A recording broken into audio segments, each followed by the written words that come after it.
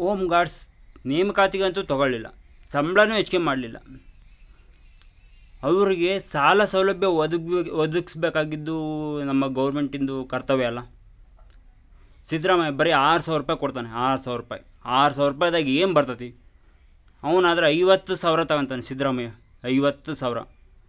ಆ 50,000ದಲ್ಲಿ ಫಂಡಿಂಗ್ ಮಾಡಲಿ, ಹೋಮ್ ಗಾರ್ಡ್ಸಿಗೆ ಸಾಲ ಸೌಲಭ್ಯ ಒದಗಿಸ್ಕೊಡ್ಲಿ ಬಡ್ಡಿ ಇಲ್ದಂಗೆ. ಅದರಲ್ಲಿ ಆಸ್ತಿ ಇರೋರು ಇದ್ದಾರೆ, ಆಸ್ತಿ ಇಲ್ಲದವರು ಇದ್ದಾರೆ. ಅದು ಮುಖ್ಯ ಅಲ್ಲ.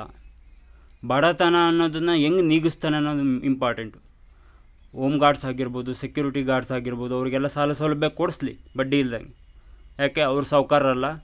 ನೋಡಿರಿ, ಕಾಂಗ್ರೆಸ್ MLA ಮತ್ತು MP ಗಳು ಎಷ್ಟು ಸಾಹುಕಾರರಿದ್ದಾರೆ, ಅವ್ರದ್ದು ಎಷ್ಟು ಸಾಲ ಇದೆ, ಅವ್ರದ್ದು ಎಷ್ಟು ಬಿಸ್ನೆಸ್ ಇದೆ. ಆದರೆ ಬಡವ್ರನ್ನ ಅವರು ನೋಡ್ತಾ ಇಲ್ಲ. ಸುಮ್ಮನೆ ಮಾತಿಗೆ ಹೇಳ್ತಾ ಇದ್ದಾರೆ, ಒಂದೇ ಏಟಿನಲ್ಲಿ ಬಡತನ ತೊಲಗಿಸ್ತಾನೆ.